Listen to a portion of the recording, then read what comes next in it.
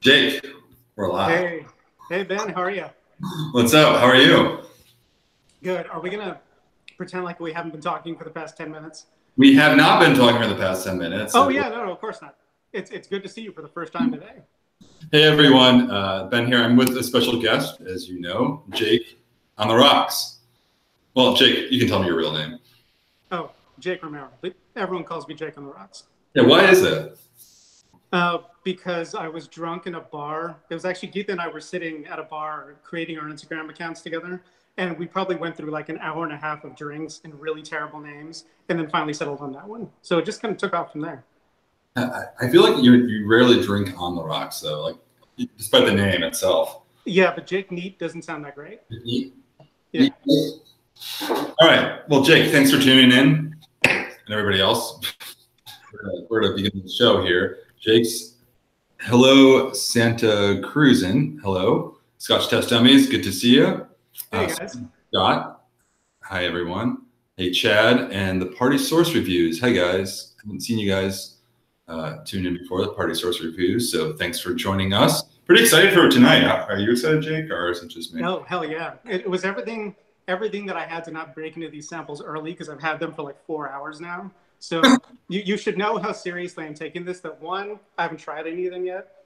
And two, I bought one of those light rings that like makeup tutorial people on YouTube use so that I don't look completely washed out. So yeah, that was you have a light. Yeah, $12 well spent.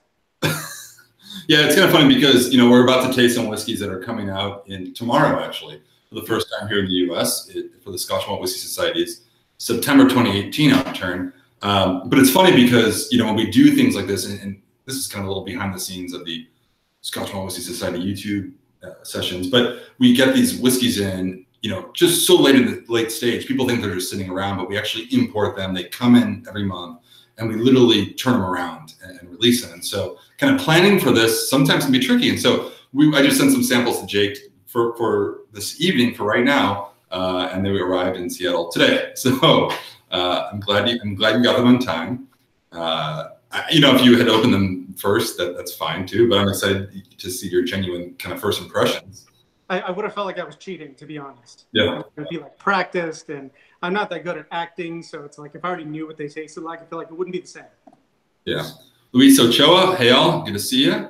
Everybody. So yeah, as I mentioned, Jake on the rocks. Jake Romero is here from Seattle, and we've been doing this for a few times now. We've been inviting guests, people who are really passionate about whiskey. Really kind of from bringing an expert opinion, their own opinion, I think, of these whiskeys. And, as we go into this and taste through, the different releases that are coming out, I think it's pretty exciting. And I think this selection entirely is different than any other before. But it's always great to hear people and their opinions, just overall, coming from the member perspective. Jake, you're a member. You've been a member for, what, about a year now? Yeah, about that long. Yeah, I think you and I joined around the same time.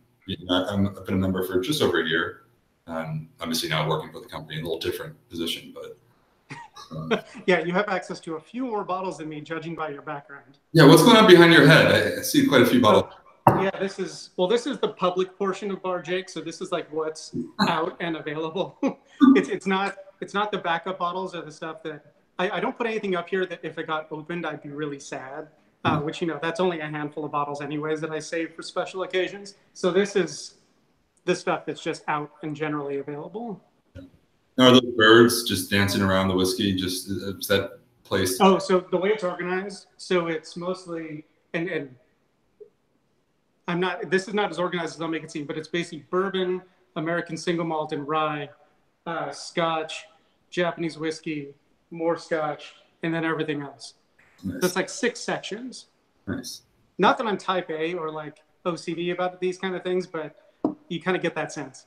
Yeah, yeah. I am at home too. I mean, you can see this selection I really try to emulate the vaults in Scotland. Just you're getting there, yeah. Yeah, getting there. Speaking of getting there, I'm going to pour the first whiskey. You want to join me? So to kick off, everybody. So we have 4 whiskeys from the September Outturn. And there are more than 4 coming out tomorrow. There are roughly 15 or so. But I just, every month I've been picking a few. We can't do everyone. We can't do everything. We did a bit more the first time. I think we did 7. It was a little crazy. I think we were forgetting what we were tasting as we were doing it. 4 is kind of the magic number too. I think a lot. I've heard master blenders say that when they taste whiskey or other bottlers when they're purchasing casks, you really need to limit yourself to 4 because at a certain point your palate gets pretty much oversaturated. I think we're gonna break that rule. So we have 4 from coming out tomorrow. Then we have 1 we're gonna start off with, which was actually released this past month, and it's still available. So I'll show the bottles. Jake you have the sample bottles there. But this is cask number 2.102. I know a lot of you picked this up. Current members, that is. 2.102. It's a Speyside, 12 years old. Pretty classic in that sense. The starting point, 56.6% ABV in a refilled barrel. So I know a lot of you are members just watching the feed here. Those of you who are not, just real quick, the Scotch Malt Whisky Society is, a couple of things. One, we are, at this point, the world's leading whiskey club with thousands of members all over the world. And what we do that's a little different than other whiskey clubs is we actually purchase individual casks of whiskey and we put them in front of a panel of experts in Scotland who will blind taste test everything. And so at that point, they'll determine based on just the nosing and tasting experience, what is good enough to be bottled. And then we sell that whiskey exclusively to our members. So it's a really cool thing. As we'll get into it, we won't get too in depth. We have a lot of whiskey to taste tonight, but we don't put the name of the distillery on the bottle. That's a big thing. Instead, we have a pretty clever code system, and we name every whiskey based on the flavor profile itself. And so this one is called cask number 2.102. The Eternal Sunshine is the name. You already know this one. What do you think, Jay? Yeah, it's not that I wasn't interested in what you were saying. It's just I'm pretty excited for this one. I know you should be. So it definitely. I can see where it gets that name, right? Because it smells really bright and sweet. Yeah,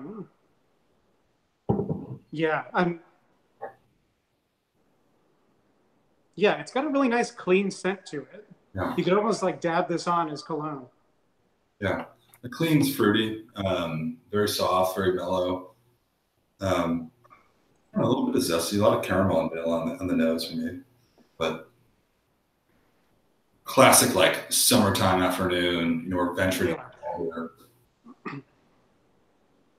I also already jumped into tasting it, so I'm just going to go ahead and say it's really, really light, but it's got this nice like honeycomb kind of feel to it. Like actually, I can still sort of taste it on my palate now, which is really great for a light whiskey because then it's the lightness doesn't take away from the experience. You still have a full, rich-bodied whiskey. It just happens to be like I could drink this outside in the summer, which is, half the year's worth of whiskey right there.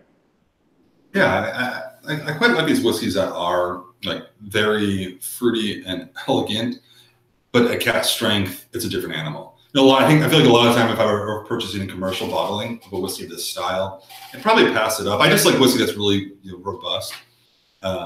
But at cask strength, non-chill filtered, I just think the experience is a bit more interesting. So, yeah.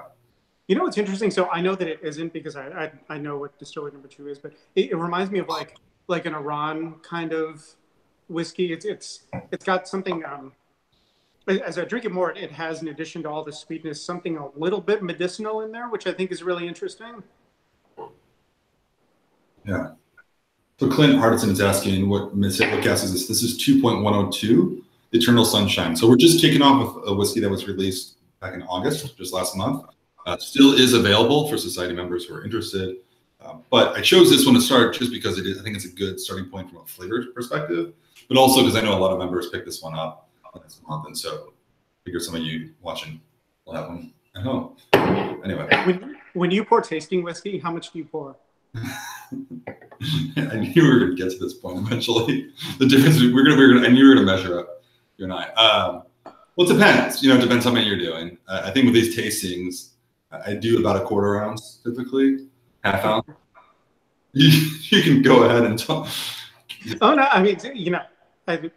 I'm trying to plan ahead so that I'm not a complete mess by the end of this whole thing and realizing that these are all cask strength.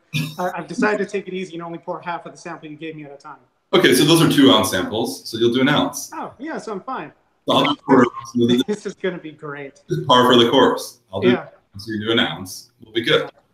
It's funny that you said the whole thing about like stopping after four, because four at a bar is typically where like I've had enough, where I convince myself to try the thing that I didn't want to pay for earlier. Yeah. And so that's basically telling me that at that point in the night, I'm spending more money on whiskey that I'm probably not tasting anyways. Yeah. Yeah. Where do you like to drink whiskey? You're up in Seattle. I mean, I would say that the Pacific Northwest is just blowing up right now.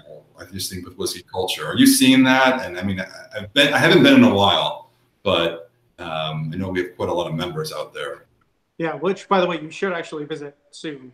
Yeah. But yeah, no, whiskey's huge out here. And what's funny about it is that, so I've been here in Seattle for a little over 4 years.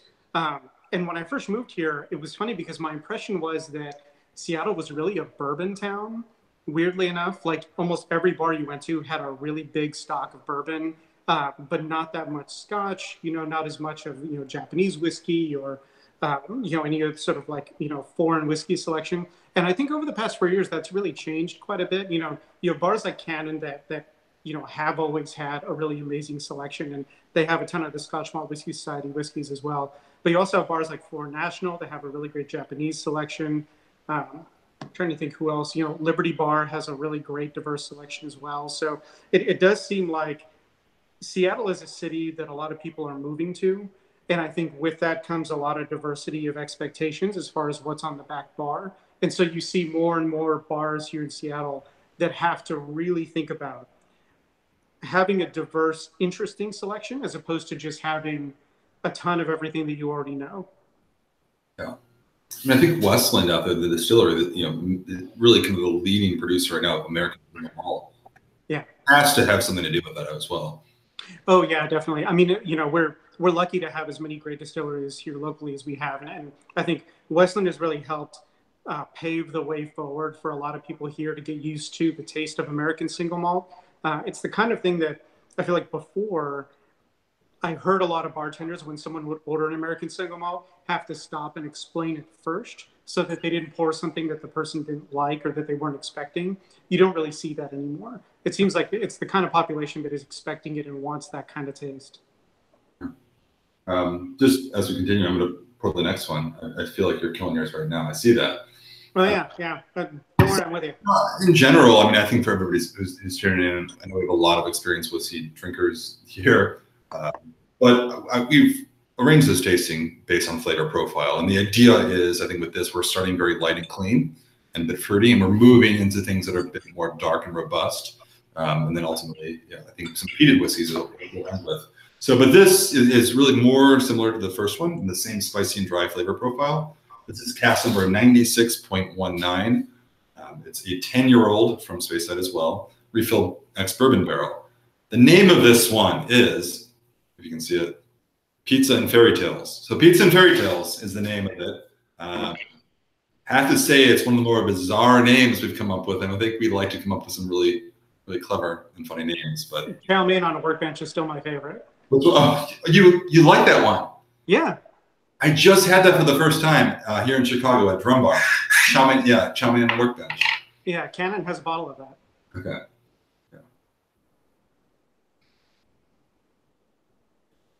So this one again, everybody, for who's tuning in, this is coming out tomorrow.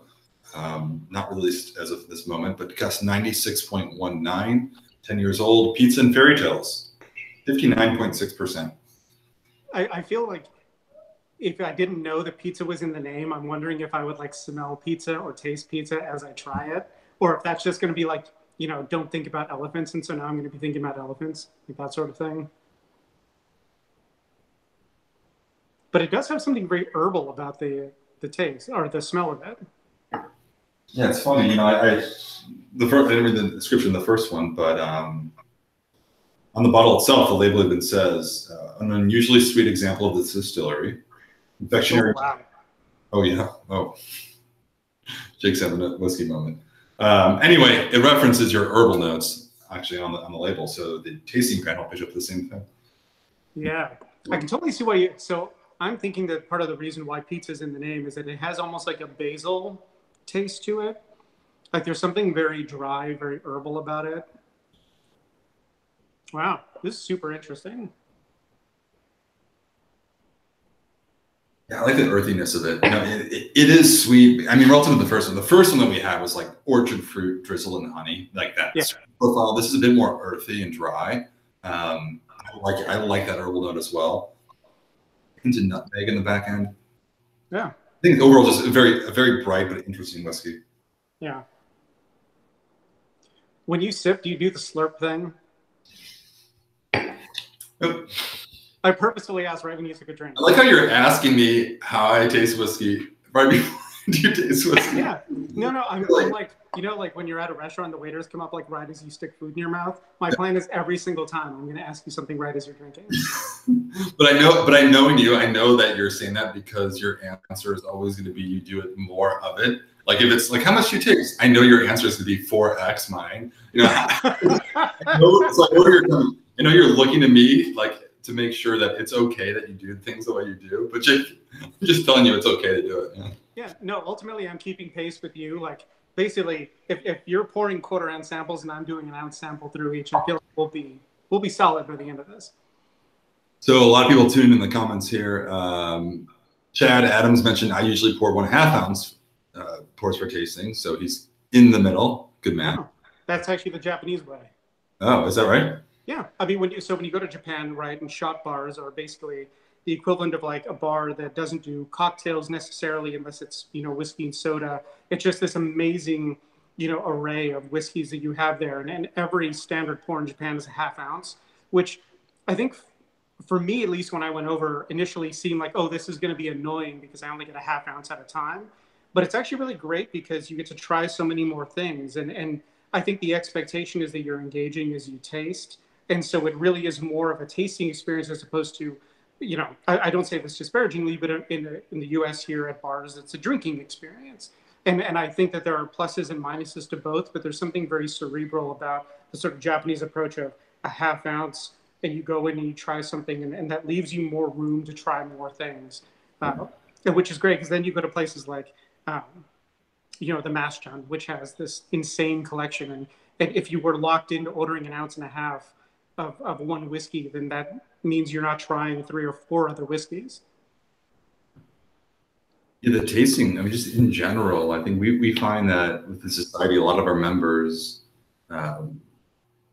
they really get into these flavor profiles. Like when we came up with this new label design, I think a lot of people were saying, oh, it's different. A lot of people don't like change.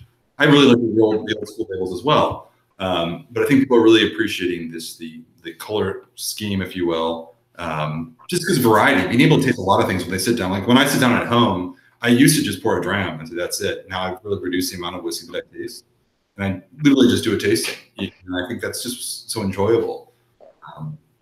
So I'm seeing a lot of that. But let's see what else we have here. So, the Whiskey Wash. What's up, Steve? Oh, hey, guys. Yeah, that's how you get me to keep watching, Ben. Save the peat, best and for last. Yes, we have some peat. We have 2 peated whiskeys actually coming out. Yes. Maybe Ben didn't mention the second one. Maybe surprise third. Scotch Test Dummies. What's up, Scott? Just finished the sample of Dark and Dangerously Good. Oh, that was with Roy and Austin. Okay, so Dark and Dangerously Good was a 21-year-old single cask whiskey that we released earlier in the year. It was by single cask. It was actually matured in 2 different casks. First for 20 years in Oloroso, then 1 in PX. Really, really incredible. But not to get off topic, that was a great whiskey. All right, Richie Z, greetings. And 0 Page X, what cask type was it? The one that we just had right here is a refill ex bourbon barrel, 10 years, 59.6%. You want to move on to the next one? I'm good. Yeah. Okay.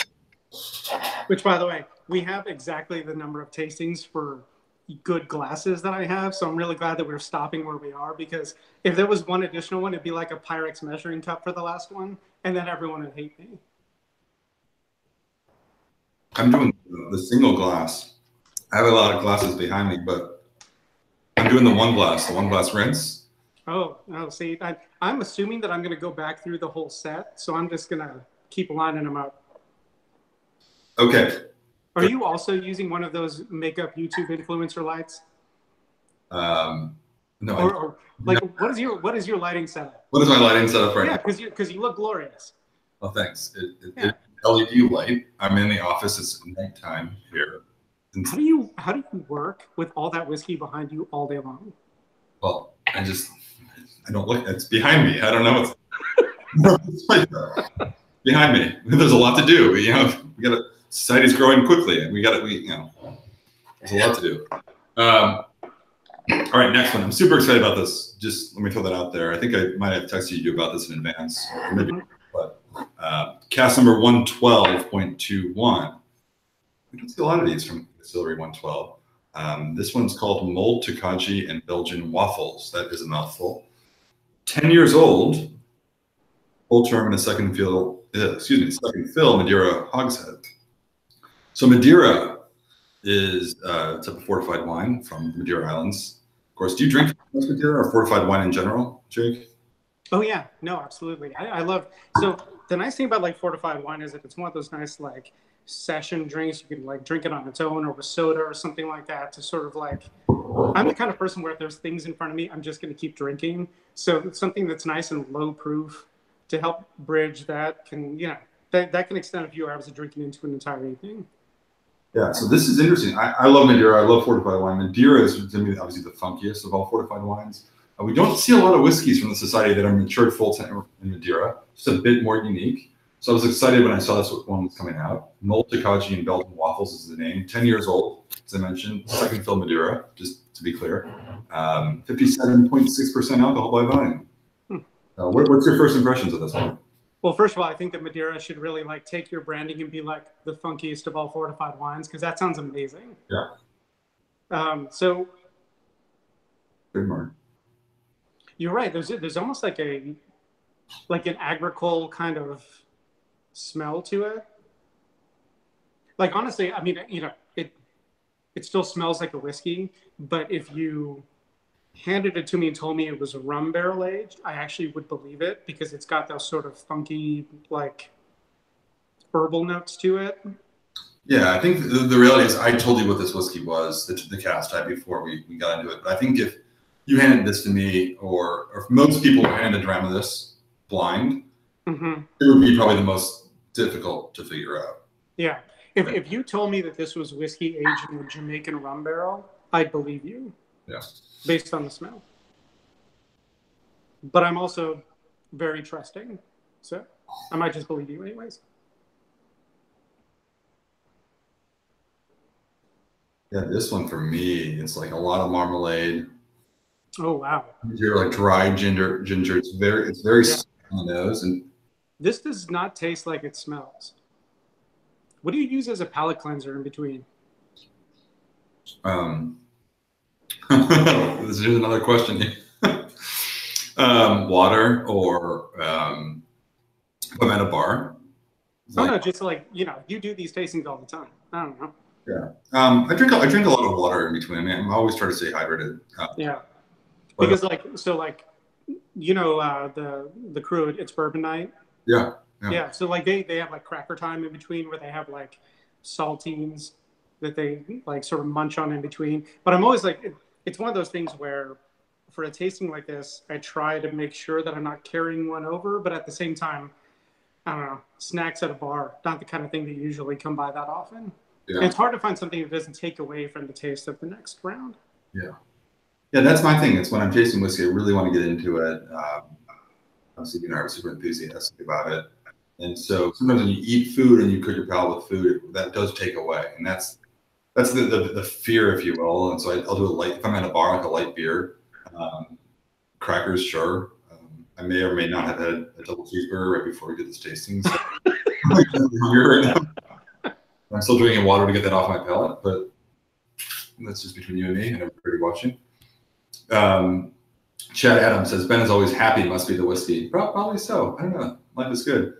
The Whiskey Watch. Oh, Jake, I'm sorry, guys. I'm trying to catch up. He was calling you out. Great water glass, Jake. Jake, let me see your water glass.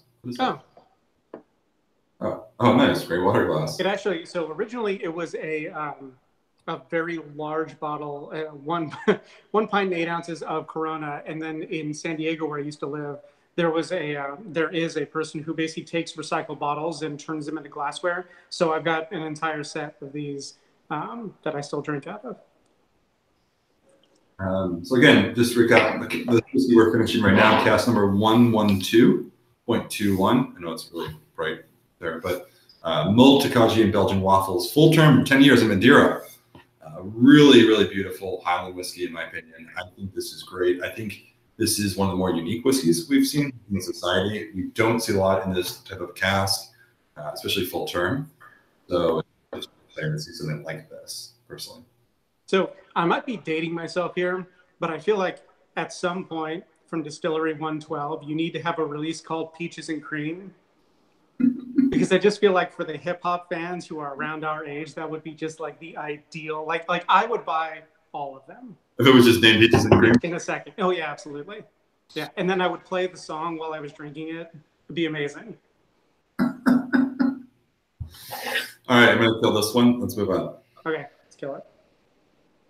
By the way, I haven't added any water to it. Speaking of killing it, I'm going to try adding a little bit of water because look at observation for. Wait, was that a branded Scotch Malt Whisky Society pitcher? No, this is actually an Oban. Oh, got it. Okay. In that case, well, don't show that. That's off brand. Oh, the Society pitcher celebrates distilleries. For a second, I thought you had a branded pitcher, which actually you should have. Yeah.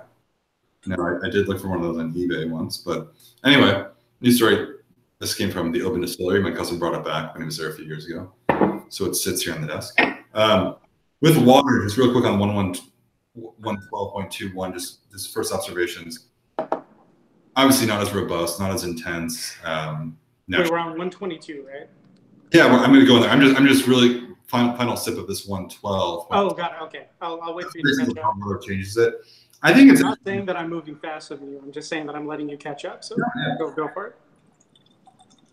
You've been into doing ounce pours, and I'm doing quarter ounce. So, I think for that one, 112, I think neat was the way to go. Obviously, it's a personal preference thing, but I think adding water just calmed down the nose a little bit, but I don't think that's necessarily a good thing. I enjoyed the intensity on the nose with the Madeira cask. So. Yeah, for me, like, you know, with that release, like the nose really was the unique thing that I liked about it.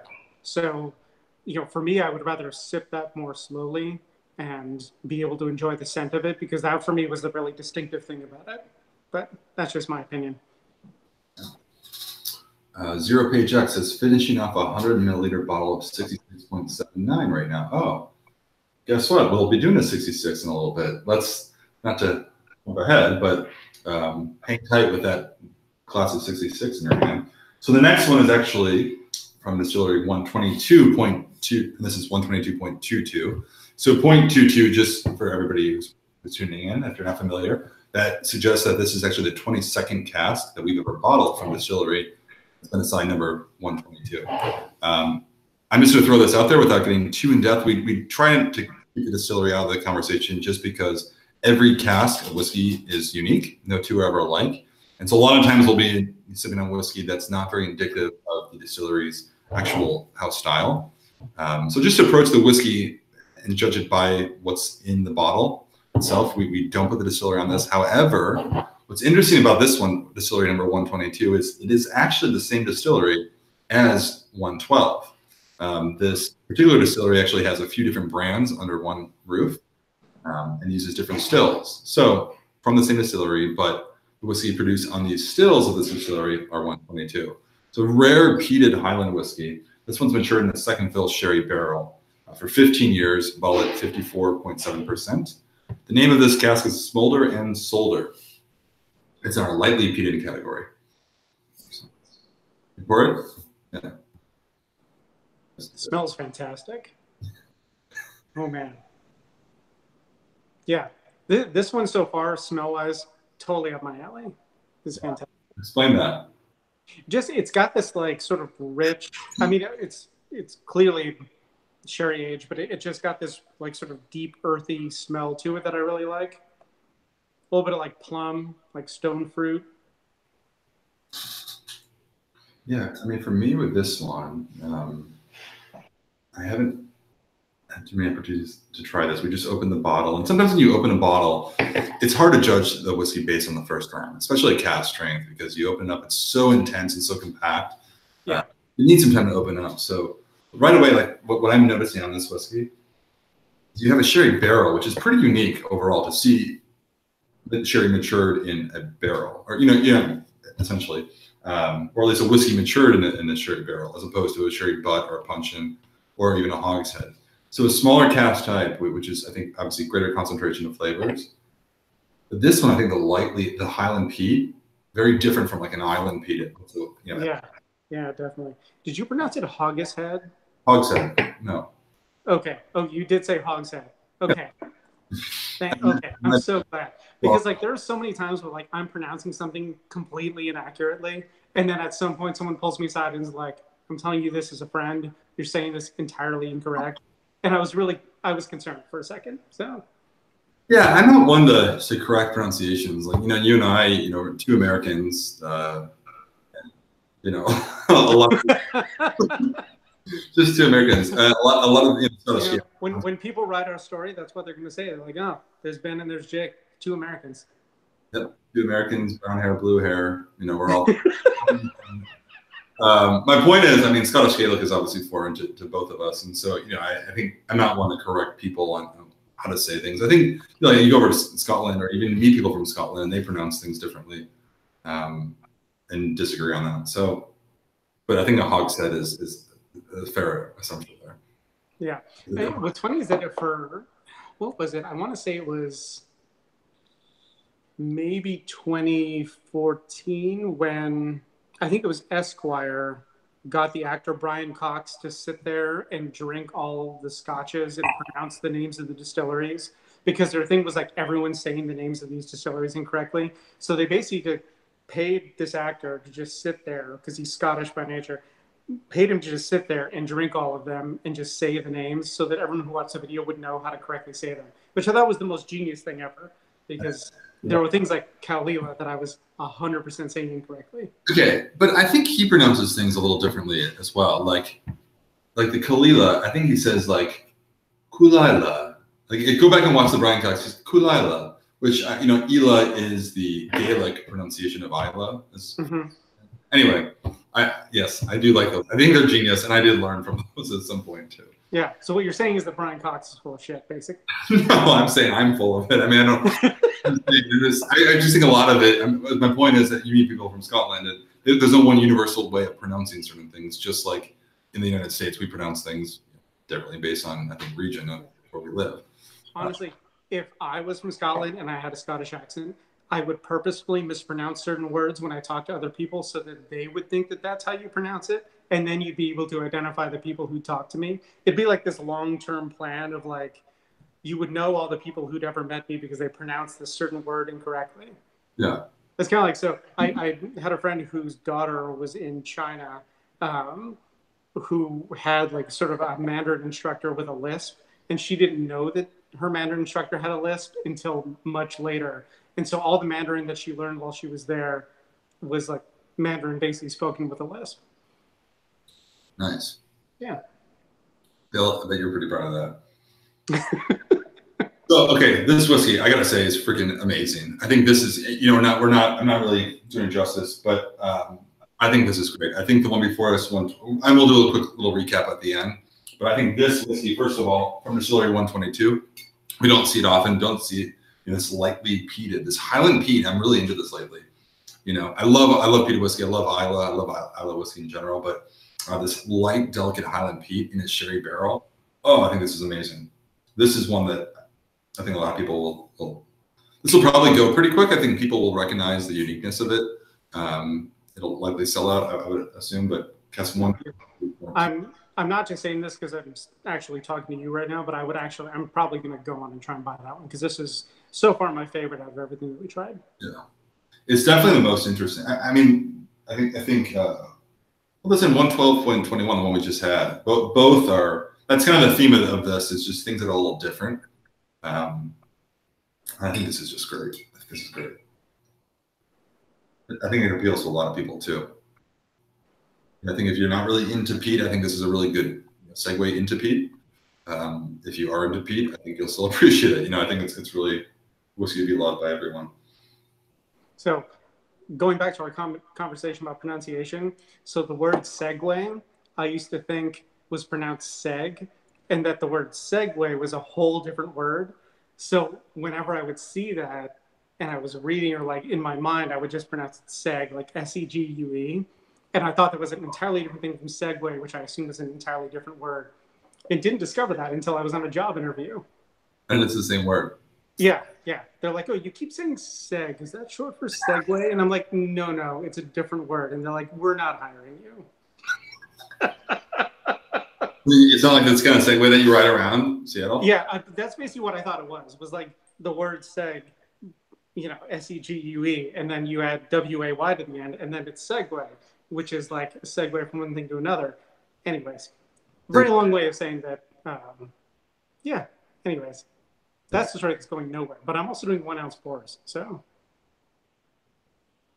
All right, 1 ounce pour. Okay, so the final whiskey, the fourth and final of the September Outturn, is 66.120. I know someone commented and said he was 66.79, I want to say, an 11-year-old. This is also an 11-year-old. So if you like that one, you're in luck. Refill Hogshead, ex-bourbon, Highland Distillery, lightly peated. Actually, I'm sorry. You know what? What's funny about this is actually in the peated profile. So we have 3 different flavor profiles: lightly peated, just peated. I mean, it's called peated. It's not called just peated. And then heavily peated. Although that should be a profile, like just peated. Like a Nike slogan, just peated.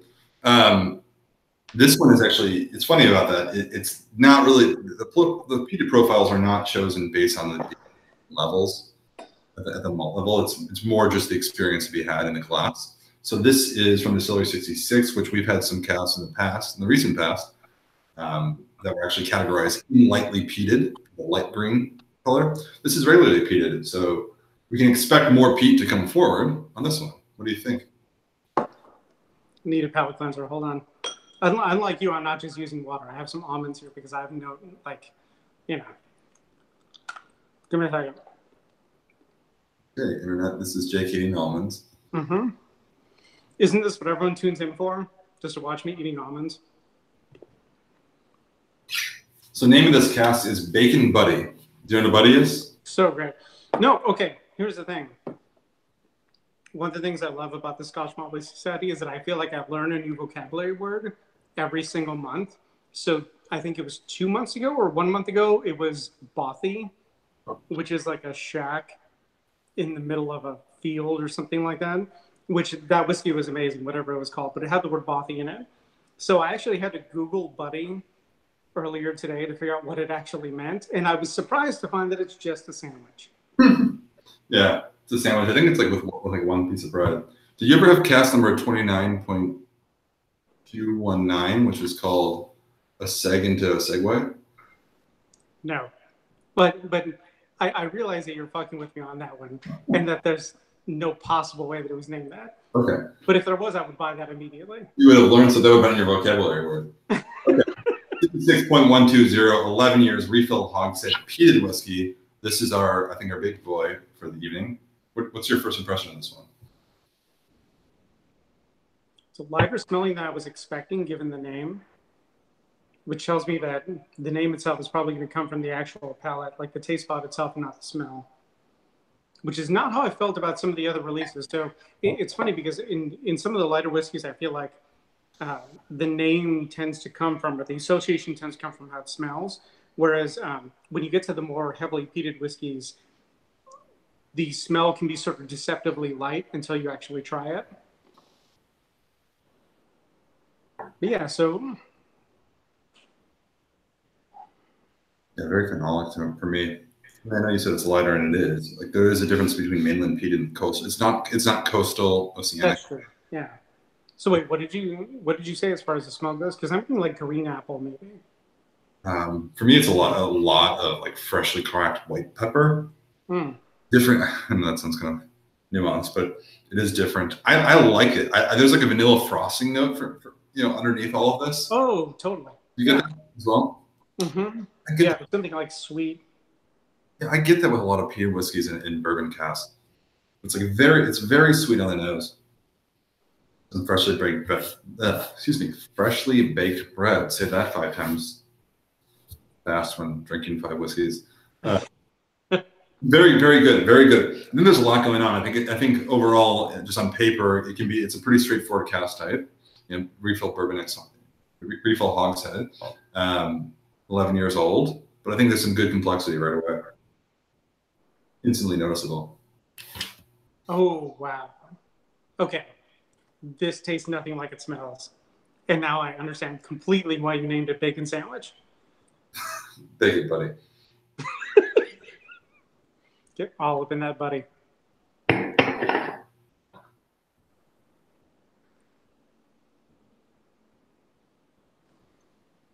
Oh, that's good.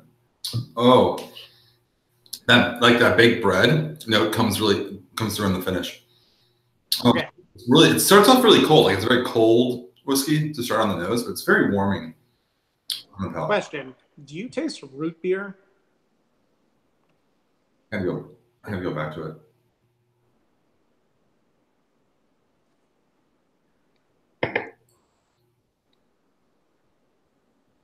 Not so much. It's very herbal. So to me, this tastes like a root beer float. Really?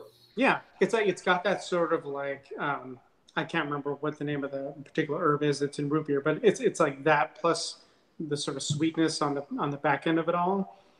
Yeah, completely tastes like root beer float to me. This is really good. Funny, yeah, the bacon note I don't get as much as just this. I keep going back to this freshly baked bread, like very warm. Yeah. Just doused in butter. On the nose, you're right, it's a different whiskey on the nose. And I kind of like that. I like when something is not what it seems. It keeps things interesting. And the nose had that vanilla frosting note. Yeah. Very frosting. And a lot of white pepper. Really evolved for me.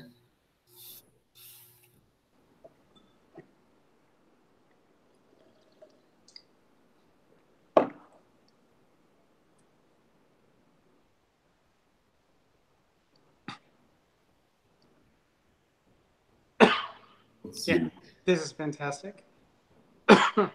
Looking forward to the new cask from Distillery 66. I have 66.102. It says the Versace Man. 66.102 is named Applewood Smoked Cream. Well, that's funny. This is 66.120 called Bacon Buddy. How many people on the panel to actually name them? I think it depends. I mean, it's always interchangeable. I mean, we have a bit of a core, but we have named and announced. So it's a relatively small group. I feel like your goal, Ben, should be to name one of the whiskeys. We actually did. So we just released it last month. So we as a team here in the U.S. We're a small team, about 6 of us now, but we did name a cask collectively in the U.S. It was for our U.S. 25th anniversary release. The UK had originally proposed a name, and they were asking us for some assistance, obviously, because they wanted to make it relative to the U.S. And they're so clever with all these names, and like you and I have to Google a few words here and there. But so the cask that we named is actually called cask 46.63. It's called Amber Waves of Grain. Oh, nice! In celebration of the society here in the United States. So I am proud to say that I did offer an idea. It was rejected. So what's your idea? It's funny. I can't really remember. It was more of just kind of some edits to an existing idea. It's just an original idea. My colleague Brianna. Have you met Brianna or talked to Brianna ever before? I've talked to Brianna. Oh no, I've exchanged emails with Brianna. I haven't talked to her. Yeah, she came up with the name Amber Waves of Grain, which I think is, it's obviously it's an American name, but it sounds like it's something that would be fit the tasting panel. Which cask is the root beer float? Asked the whiskey watch. That's 66.120, our peated whiskey for the evening. Actually, there were 2 peated whiskeys. This is in a peated profile. The other one was the lightly peated, smalter and solder. But the Bacon Buddy right here, 66. I've got to say, the Buddy's a real winner. Yeah, it's a real thing. I still think. No. Well, we'll get into the whole recap at the end. So I don't want to say which one's my favorite, but this one's really fantastic. Yeah. Versace Man asks, how many of the 66.120 are being released tomorrow? I'm not entirely sure. We generally have roughly around 60 or so bottles. It can be less than that at times here in the U.S. This is one of 279 bottles in the world. And so we'll typically get around 60 or so per cask in the U.S. That, again, that's subject to change. There are plenty of exceptions. For instance, it looks like also here, let's see, BMW M-Power 04 says, having a sip of Amber Waves right now. Cheers. Cheers, BMW M-Power. Like that cask, for instance, we imported exclusively to the United States. So we got all 200 odd, some bottles of that one. Soaking it in. What do you think, Jake? We're doing the last one?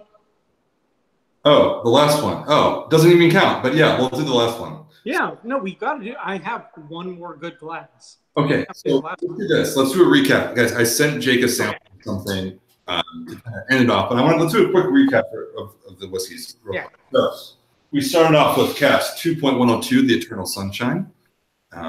This was from the August 2018. Outturn is still available. 12-year-old Speyside refill ex-bourbon. Now getting into the current Outturn coming out tomorrow, 96.19. And Fairy Tales. What do you think of this one, Jake? That was what, the second one? Yeah, Pizza and Fairy Tales. I thought that the nose was really great. I thought it was super interesting. Not one that I think is my own personal taste, but again, all these whiskeys are super personal. I tend to gear toward either super light and really honeyed or really earthy and super peated. And so this for me sort of fell in the middle of those two, of interesting, but it's the kind of thing I would really love to have a dram of at a bar. I think that there are certain people who are going to really love it and covet those bottles, and certain people who are like, But I think that's what happens when you swing for the fences. Yeah, see, I really like that one, 96.19. That's really kind of out of my realm of what I typically enjoy, but I thought it was great. But who am I? 112.21 was the next one. Maltakaji and Belgian waffles. This was the big Highland whiskey in That was good. 10 years. This was good. Really funky. The funkiest of all fortified wines, Madeira. 57.6%. I thought this was fantastic. And really, really a rare opportunity to taste a society whiskey full term in Madeira. Doesn't come out too often. It will be coming out tomorrow. Then we just had the 122.22 Smolder and Solder, the lightly peated profile here. Second fill sherry barrel. Really good combination of light Highland peat and Oloroso sherry. What do you think of this one? Oh, solidly my favorite of the entire lineup. Really? I'm actually going to try and buy that one as soon as we're done here and I'm done talking to you. It's so good. Like from start to finish, like the nose is fantastic. It's got all the kind of peat that you want without taking over everything else. I just thought it was really great. All right. The last one here was 66.120 Bacon Buddy, or as Jake likes to call Bacon Sandwich.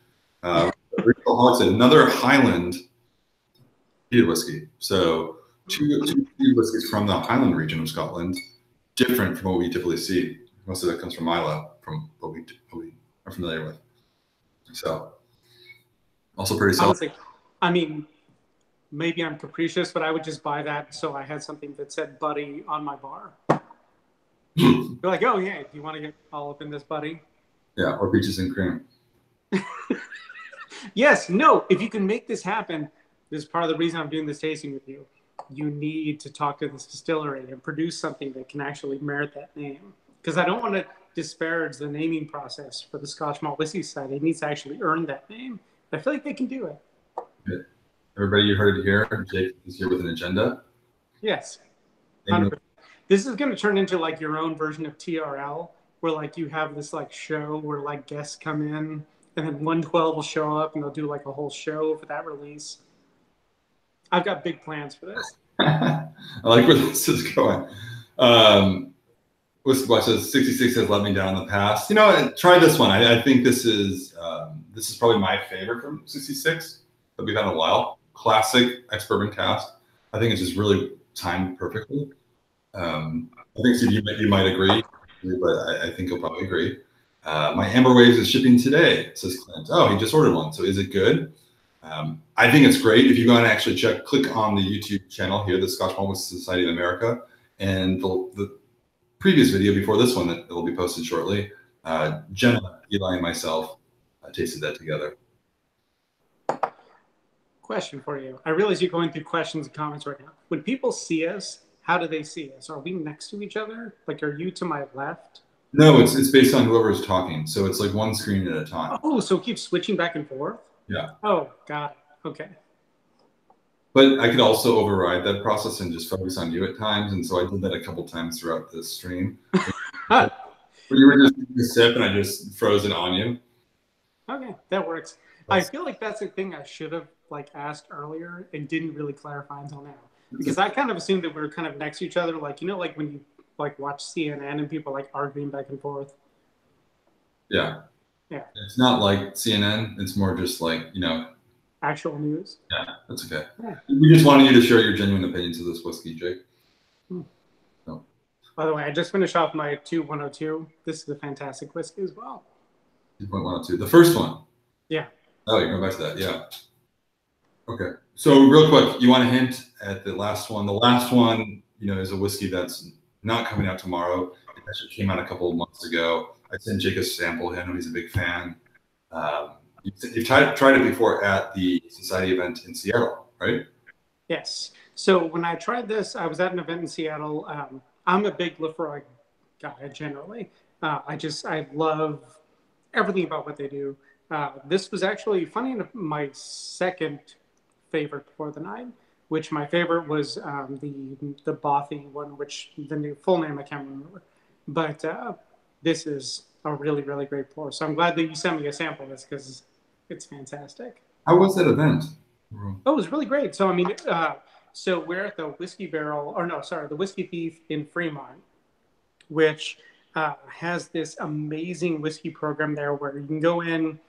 They have a passport where if you try 80 different whiskeys that are listed on their passport, you get your name up on the bar. They also have a program where you can buy your own bottles and like keep them there. So it's sort of like forward-thinking bar about what it means to have your own whiskey bar here in Seattle, which I think is really great. And the owner is super cool. Like, he's a really nice guy. So I was glad to see that you guys had the event there.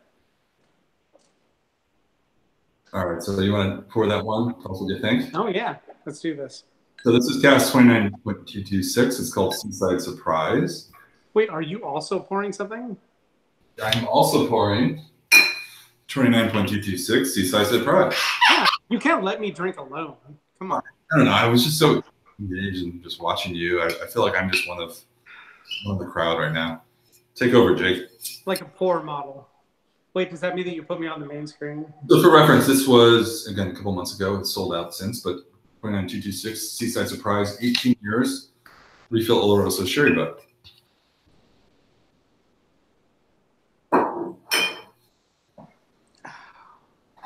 This is so great.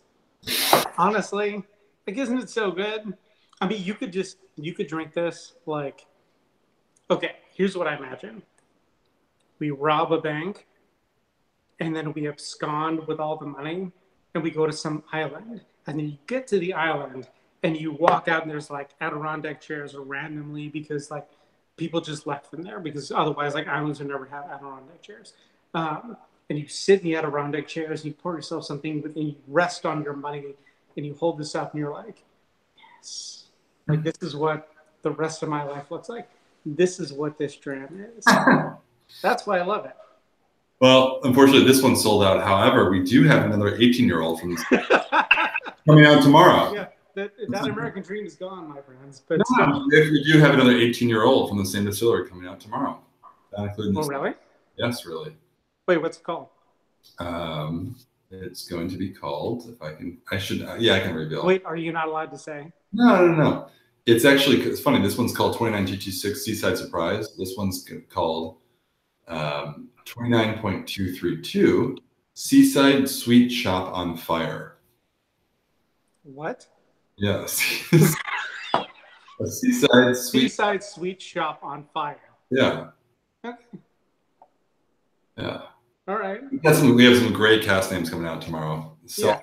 I mean, you guys should have like a companion dram that is like Seaside Obvious. So yeah. Seaside Surprise and Seaside Obvious. You know, like not to take anything away from it, but I just like they make like you guys need more companion drams that the names link them together. I like that. Yeah. Let's see. Just check in. How are you, dude? How you doing? All right, Whiskey Throttle, good to see you. Whiskey Watch is still in Donner Pass Whiskey. Hi, everyone. Thanks for tuning in. We're wrapping this up, actually. it's kind of sad that that flew by. It's been an hour. Has it really? It's been an hour. Yeah, no, we do like a half hour. It'll be fine. Yeah, it'll be great. Jake, final thoughts. First of all, of the whiskeys that we tried coming out tomorrow, what are you most excited for? I think you shared your opinion. But. Okay, here's my thought. The 122 cask is the one that is like, if you're a peat fan, you're gonna want that one. Yes, that one. If you like a lighter whiskey that is more floral, so for example, if you were a fan of like Macallan Edition #3, you would want like, the 9619. That's sort of like the light, sort of floral, fragrant sort of like release. You're gonna want that kind of thing, and I think that all of them are fantastic because they have this depth to them because you can add some water to them to like take the taste down, or you can just sip on them slowly. And I think either way, it's great. But for me, the 122.22 is the real winner. Yeah. So real quick, I'm going to give some quick breakdown of pricing on these whiskeys. Some people have been asking. We start with a 96.19 Peats and Fairy Tales. That's priced at 110. And then we moved. Where did we go after that? 112, right? 112.21 Multicaji and Belgian waffles. In Madeira, 105. Pretty great price for Outturn Madeira. Wait, what's the price for that? 105 for one. Oh, that's no. I would 100% buy that at 105. Yeah, I'm not just saying that because we're drinking together, because we've drank together and I've like not bought bottles. I'm just saying that 105 for the 112.21 is fantastic. Yeah, obviously these are all single cask strength whiskeys, and I chose whiskeys I think within the society, within the different price points, really within our kind of just more approachable, I think, price point. I think we as a society love to find great value too. Sometimes some casks from certain distilleries can get quite pricey for us to acquire. But in general, that's what I love about it. I mean, it's finding things at a really good price. And so 105 for that one. Outturn Madeira, I think, is great. The 122.22 Smolder and Solder, your favorite, the 15-year-old, is 145.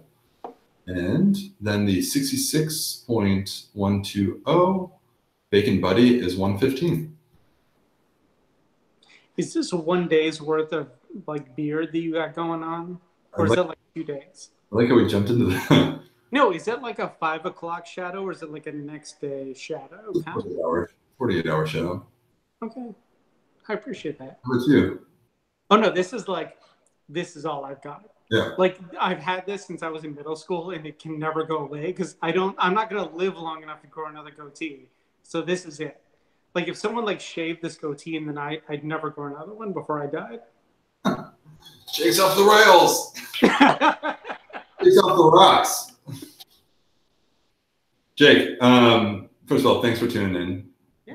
Actually, no. Thanks everybody else for tuning in. Jake, thank you for appearing as a guest. I mean, I tuned in as well. I feel like I deserve a thank you for tuning in. Thank you for tuning in. That's my default. Hey, you're welcome. Jake, how can people find you? Oh, Jake on the Rocks, which is Jake.on.rocks. So on Instagram, if you guys want to check them out, do you have a website, or you're pretty much on Instagram? Yeah. Yeah. Instagram, Jake on the Rocks with a few dots in between those words. Is there another Jake on the Rocks without dots, or is it? On Twitter, but I'm barely on there. So yeah, no, just see Instagram. Between on Instagram, that's where all the good stuff is. Okay, I'm just wondering because you have all those dots in between those words. I'm just wondering if somebody had Jake on the Rocks without dots. You were forced. Yeah, part of the problem is there's someone who's on Twitter who has like my handle that I would really love, but he's like some 17-year-old guy in Minnesota, I think. Yeah, so Instagram is it for me. All right, everyone. Thanks for watching. If you have any questions, shoot me an email. It's ben@smwsa.com. Again, the whiskeys that we tasted tonight, for the most part, we started off with one that's currently available, 2.102, but everything else will be tomorrow. So if you're watching this now, this is really the first time anyone's really talking about these whiskeys, I think, as far as I'm concerned. Jake, thanks again. It's been a treat, Jake. It's been a treat. Wait, can we do this again in another month? Yeah, we can do this. We can do this every month. You and me. Wait, yeah, no. First of all, we should do this every month. Second of all, if there's a month where you have a whiskey that has Buddy in the name and you pick someone else, I'm going to fly over to Chicago. I'm going to fucking stab you for talking to someone else about a whiskey that has Buddy in the name. Jake, Because do you see how controlled I was? So many things that I could have said. Jake, And I didn't say anything because I respect the process. Yeah. All right, we're doing it. Everybody. See you guys. Thanks.